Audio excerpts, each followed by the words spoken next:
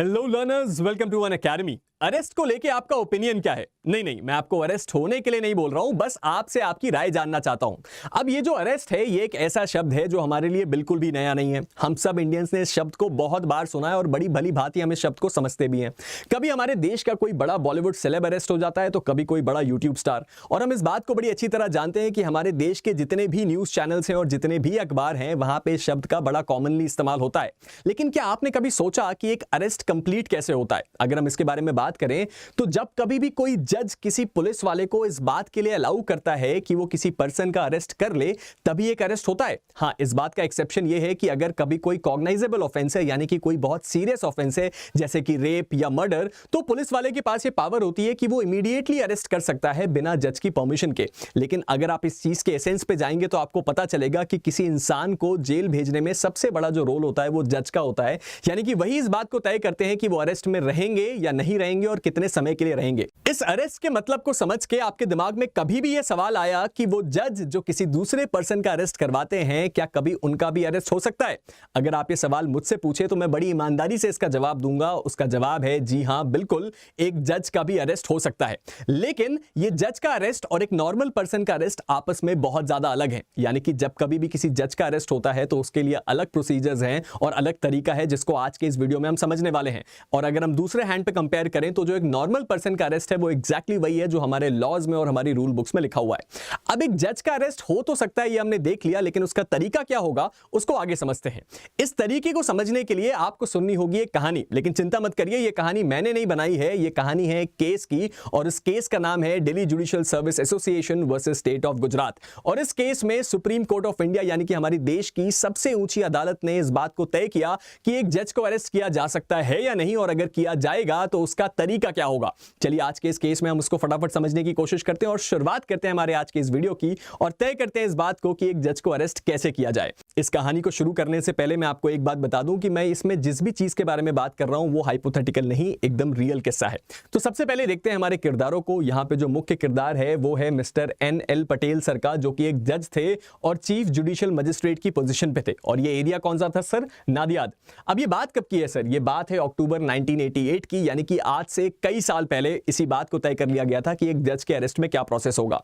तो जो mister Patel sir थे वो CJM की पोजीशन को होल्ड करने गए नादियाद। जब इन्होंने इस पोजीशन को होल्ड किया तो बहुत जल्द उनको इस बात को समझ में आया कि वहां की जो लोकल पुलिस अथॉरिटीज हैं वो उनका कॉपरेशन सही तरीके से नहीं कर रही हैं और वो सही तरीके से काम नहीं कर रही हैं। कैसा काम? जब कभी भी किसी नोटिस को सर्व करना है तो वो काम सही से नहीं हो रहा है, जब कभी भी किसी समन को सर्व करना है तो वो काम सही से नहीं हो रहा है। और इस बात से जो पटेल सर थे वो बहुत ज्यादा एंग्री हो गए, यानी कि नाराज हो गए अपनी लोकल पुलिस अथॉरिटीज से। अब इसके बाद क्या हुआ? अगर एक जज है और वो पुलिस से नाराज है तो उसको डरने की बात तो है नहीं, तो उन्होंने भी बिना डरे काम किया। और वो काम क्या था सर? उन्होंने कंप्लेंट करी वहां के लोकल SP से, यानी कि पुलिस के जो डिस्ट्रिक्ट के हेड होते हैं उनको उन्होंने कंप्लेंट करी और बताया कि आपके कुछ अधिकारी जो हैं वो सही तरीके से काम नहीं कर रहे हैं। अब जैसा कि आप गेस कर सकते हैं कि अगर आपके सीनियर के ऊपर आपकी कंप्लेंट हो जाए तो आप थोड़ा परेशान तो होंगे। एग्जैक्टली यहां पे भी यही हुआ। जब ये कंप्लेंट गई तो इस बारे में पता चला किसको सर? वहां के लोकल इंस्पेक्टर को जो काम करता था पटेल सर के साथ। अब इनका नाम क्या था सर? इनका नाम था मिस्टर SR शर्मा, जो कि पुलिस इंस्पेक्टर थे नादियाद एरिया के। अब जैसे ही इनको पता चला कि जज साहब ने एक कंप्लेंट कर दी है उनके अगेंस्ट, तो उनको आया बहुत ज्यादा गुस्सा और उन्होंने बोला कि मैं अपने पूरे स्टाफ को उनके कोर्ट रूम से बाहर निकाल दूंगा और मैं उनके साथ किसी भी प्रकार का कॉपरेशन नहीं करूंगा। यानी कि आपको यहीं से दिख रहा होगा कि जज वर्सेस पुलिस यहां पे शुरू हो गया। इसके बाद समय आता है अप्रैल 1988 का। इस समय क्या हुआ सर? जैसे ही उनका स्टाफ को वापस बुलाया गया तो जज साहब हो गए इससे बहुत ज्यादा नाराज और उन्होंने रेज करी 2 कंप्लेंट्स। किसके अगेंस्ट? एक इंस्पेक्टर साहब के अगेंस्ट और एक उनके स्टाफ के अगेंस्ट। यानी कि हमें क्लियरली दिख रहा है कि यहां पे पुलिस वर्सेस जज का जो राइवलरी है वो शुरू हो चुका है। अब उसके बाद क्या हुआ? उसके बाद बात आई 25 जुलाई 1988 की। वहां पे क्या हुआ? वहां पे जज साहब ने बोला कि एक कंप्लेंट दायर करें, एक क्रिमिनल केस रजिस्टर करें 14 लोगों के अगेंस्ट। ये बात किसको कही उन्होंने? जज साहब ने कही पुलिस वाले को, यानी कि इंस्पेक्टर साहब को, शर्मा साहब को। अब अब लेटर वो जो 14 लोग थे उन्होंने क्या किया, एक अपॉलॉजी करी, यानी कि उनसे माफी मांगी और जज साहब ने बोल दिया कि आप इसकी क्रिमिनल कंप्लेंट को आगे मत बढ़ाइए। इस बात से जो पुलिस वाले इंस्पेक्टर साहब है वो बहुत ज्यादा नाराज हो गए और उन्होंने बोला कि अब तो मैं इसकी कंप्लेंट करके रहूंगा, और उन्होंने करी भी। इंस्पेक्टर साहब ने इस बात की कंप्लेंट करी जो हाई कोर्ट के रजिस्ट्रार थे उनको, और इससे टेंशन और भी ज्यादा बढ़ गई, क्योंकि जाहिर सी बात है यहां पे सीजीएम साहब ने जो एसपी को कंप्लेंट करी थी और इंस्पेक्टर साहब ने वहां के जो हाई कोर्ट है वहां के रजिस्ट्रार को कंप्लेंट कर दी, और इससे दोनों के बीच टेंशन बढ़ गई। इसके बाद क्या हुआ सर, इसके बाद वापस एक समय आया 25 सितंबर 1988 का, यानी कि दोनों के बीच टेंशन तो चली रही थी। इंस्पेक्टर साहब सीजीएम साहब के चैम्बर में गए। सीजीएम साहब का चैम्बर मतलब उनका ऑफिस, उनका कोर्ट रूम के बगल में उनका ऑफिस होता है।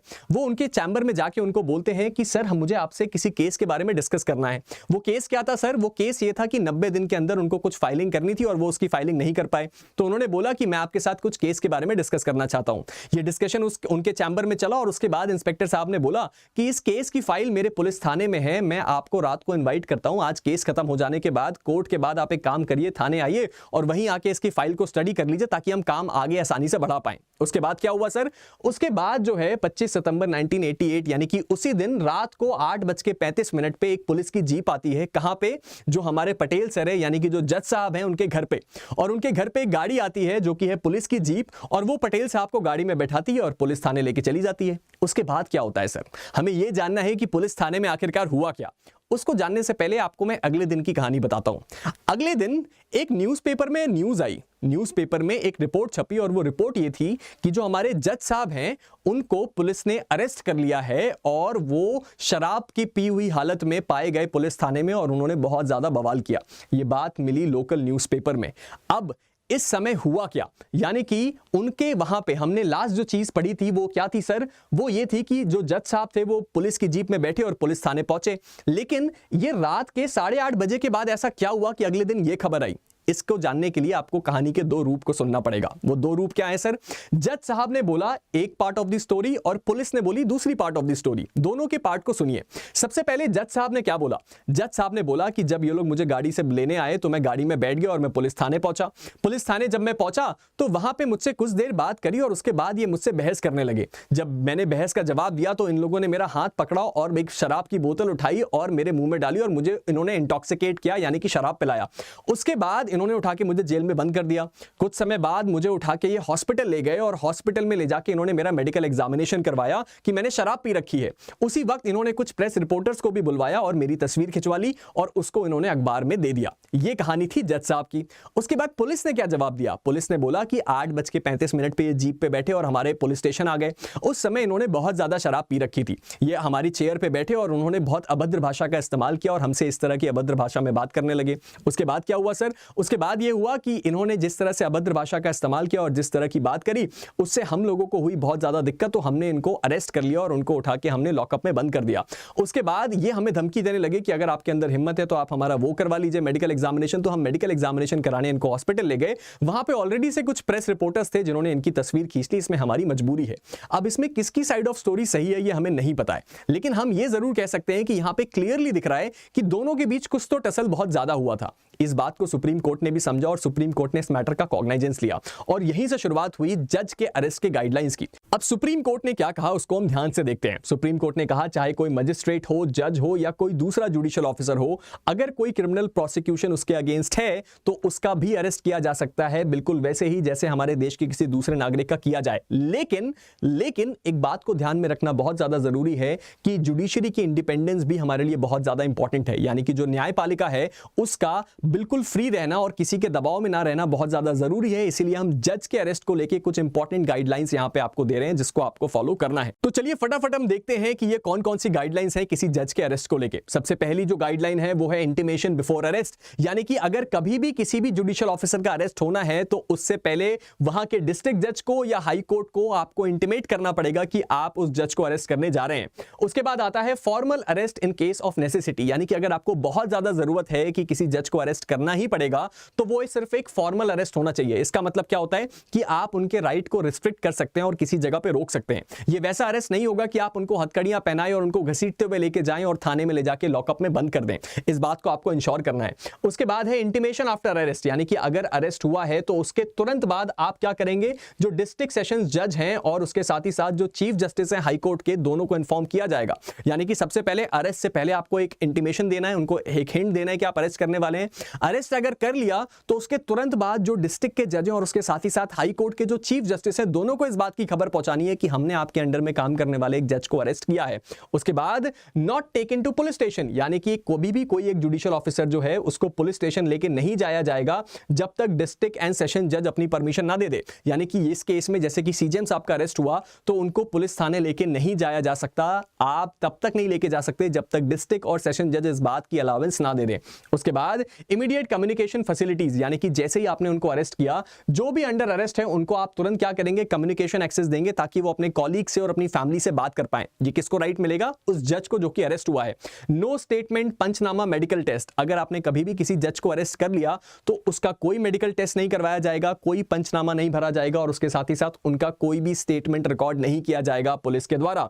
उसके साथ ही साथ नो हैंड कफिंग, यानी कि कभी भी किसी भी जज के ऊपर हैंड कफिंग नहीं करी जाएगी। और अगर हैंड कफिंग कर दी, यानी कि अगर आपने हैंड कफिंग करी और आपने कोई स्ट्रॉन्ग रीजन नहीं दिया कि हैंड कफिंग करने की जरूरत क्यों थी, तो आपको गिल्टी माना जाएगा कि आपने कोई अपराध किया है और आपने रूल्स को ब्रेक किया है। यानी कि अगर कभी भी किसी जज को अरेस्ट करना है तो वो फॉर्मल अरेस्ट होगा। जैसे ही वो अरेस्ट हुआ वहां पे आपको तुरंत इंफॉर्म करना है chief justice of high court और डिस्ट्रिक्ट जज को। कोई मेडिकल एग्जामिनेशन नहीं होगा, कोई पंचनामा नहीं होगा, कोई स्टेटमेंट नहीं होगा, तुरंत उनको फॉलो अप करने दिया जाएगा अपने कॉलीग और अपने फैमिली मेंबर्स के साथ।